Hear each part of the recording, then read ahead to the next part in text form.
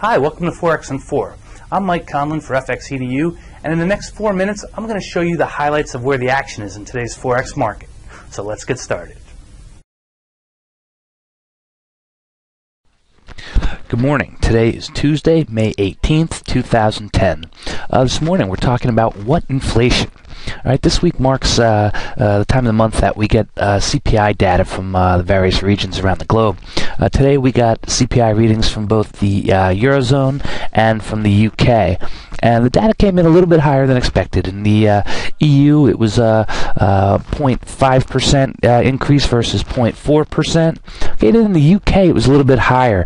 Came in at 0.6% versus an expectation of 4%. So it shows that there may be a little bit of inflation going on. But what you're seeing out there is that there's sort of this debate going on between whether it's better to have inflation and keep rates low in case this Euro debt crisis explodes and it contributes to a global downturn or possibly going back into recession, or if it's better to just deal with inflation. So it seems like right now these guys are leaning on the side of inflation, okay, and they're saying, well, there's not really much inflation happening. These other risks are too great.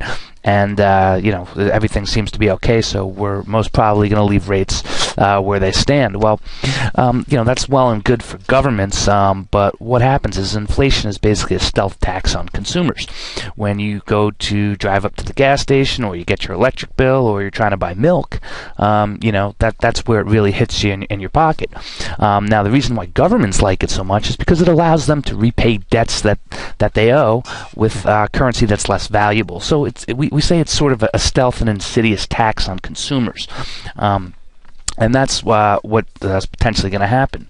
However, the U.S. came out with a PPI reading this morning that showed that prices actually went down. They were expecting a slight gain of 0.1%, and we got a decrease of 0.1%. So there actually may be still deflationary factors out there that could be holding inflation in check. So at this point, I'm not ready to say yes, we are in an inflationary environment. Everything is set up to seemingly be inflationary, but it looks like there are still deflationary forces out there. So I just want to take a quick peek here. Let's look at Euro USD. You can see that it's trading in a range. We're near the bottom of the range. We're looking at the 5-minute chart. Let's check this out on the hourly, say. Just see what's happening. So we got a little bit of bounce here from the lows back on what day was this? On May 17th here, around 122. So it looks like the euro could stabilize for the time being, but the trend is clearly still down. So just be careful if you're going to get long this. You want to keep it on the shorter term if you're doing counter trend trading. The other one we want to look at is, let's look at the pound. The pound's actually lower here. This is the 1-hour chart. Let's just get it down a little bit smaller. Pound tested 143 last week. It's trading in a tight range here as well. So we're going to kind of wait and see what happens. I mean, if you get the CPI data and it seems to be inflationary, but the market doesn't react to it, it kind of lets you know that it anticipates that policymakers aren't going to move on rates, and that seems to be what's happening with the pound. Their Bank of England Governor King, he actually downplayed that surge in consumer prices as temporary, and you got to remember that in the UK they're going to begin to do their own sort of austerity measures, budget cutting, perhaps some more quantitative easing. So the trend looks down for the pound as well. The other one I wanted to point out was the Aussie. Aussie is lower, just off its 3-month lows here versus USD.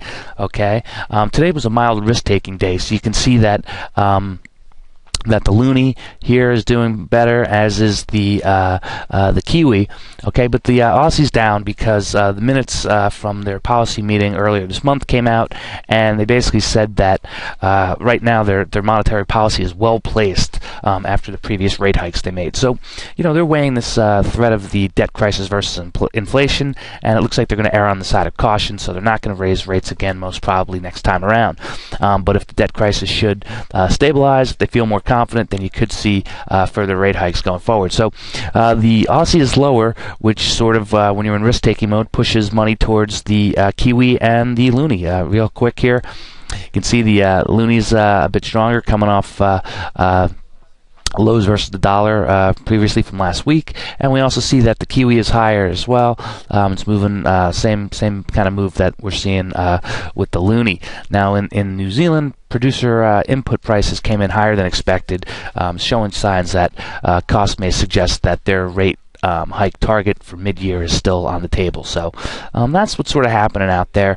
You have to be concerned about inflation, because inflationary data it makes costs higher for you, and that's something that governments want to encourage, but they tell you that they don't.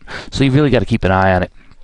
Here in the U.S., housing starts were higher, but building permits were lower, so that shows that in the future it doesn't look like good news for the housing market as well. So it's going to be interesting to see what happens. But this week we've got some more data coming out. U.S. CPI is due out. I think it's on Thursday, or what did I say, tomorrow? And we have Canadian on Friday. Now in Canada, I could see them having a bigger than expected number, which would put their rate hike back on target. But here in the U.S., I doubt we're going to see anything that's going to cause anybody to think they're going to move on rates. So that's what's basically happening today. We're still on shaky ground economically. This euro debt crisis is looming on everybody, and it's causing some deflationary measures, especially if these austerity measures that come in the EU cause a slowdown in the economy. So that's what we got today. Keep an eye on your currency and also on prices. Good trading to all.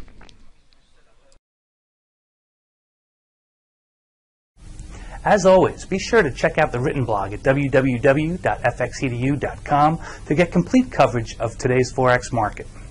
If you would like to learn more about how to trade the Forex market from professionals like myself, be sure to check out our affordable Forex trading courses. And if you're already a seasoned professional or aspire to be one, ask us how we can help you achieve your Forex goals. Go to www.fxedu.com to get started today.